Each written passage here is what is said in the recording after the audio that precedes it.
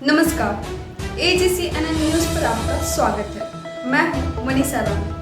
प्रस्तुत है आज का मुख्य समाचार। जीएसटी दरों में कटौती, 6 महीने की तैयारी, विपक्षी राज्यों के विरोध के बाद बनी आम राय।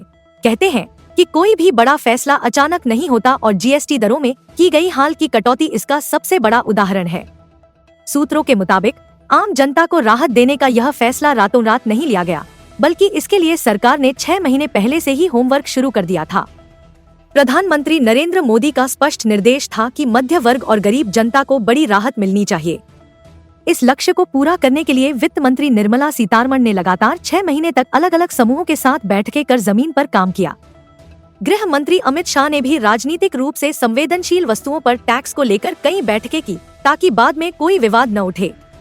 पीएम मोदी ने यह भी सुनिश्चित करने को कहा था कि राज्यों के राजस्व पर कोई नकारात्मक असर न पड़े, ताकि संघीय ढांचे की मजबूती बनी रहे।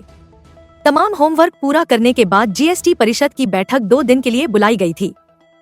पीएम मोदी ने लाल किले से जनता को जीएसटी दरों में राहत का ऐलान किया था, लिहाजा राहत भी जल्दी देनी थी। ऐसे में जीएसटी परिषद की बैठक बुलाई गई थी, लेकिन विपक्ष के शासन वाले राज्यों को चिंता अपने राजस्व में होने वाली कमी से थी। जानकारी के मुताबिक 3 सितंबर बुधवार को हुई जीएसटी परिषद की बैठक में कुछ राज्यों ने दरों में कटौती का विरोध किया। इसमें पश्चिम बंगाल, पंजाब, केरल और कर्नाटक का विरोध सबसे तेज था। लिहाजा जिस जीएसटी परिषद की बैठक को शाम 7 बजे तक खत्म हो जाना था, वो रात के 9:30 बजे तक चली। हालांकि विपक्ष के शासन वाले राज्य आखिरी समय तक ही हवाला करते रहे।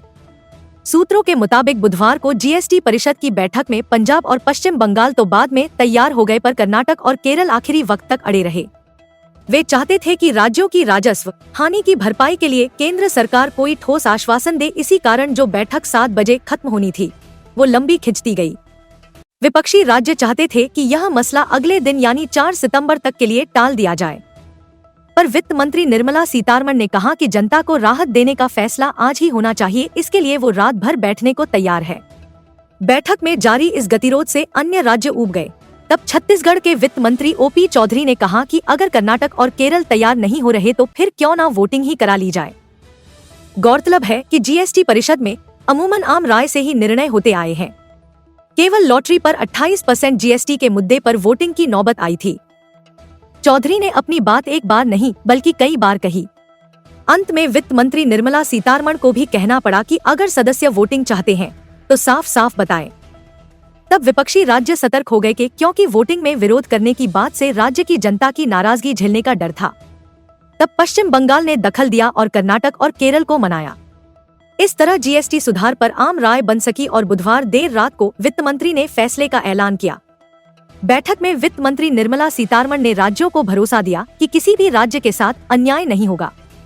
इसको बेहतर तरीके से समझाने के लिए वित्त मंत्री ने कमरे में बीच में रखी आयताकार टेबल की ओर इशारा कर कहा कि यहाँ रखा पैसा केंद्र का भी है और राज्यों का भी। अगर राज्यों को नुकसान हो रहा है तो केंद्र को भी हो रहा है, लेकिन अभी उद्देश्य आम लोगों को राहत देना है। उन्होंने कहा कि केंद्र के पास अलग से राशि नहीं है, बल्कि राज्यों और केंद्र दोनों को मिलकर यह काम पूरा करना है। उन्होंने कहा कि राज्यों के हितों का पूरा ध्यान रखा जाएगा।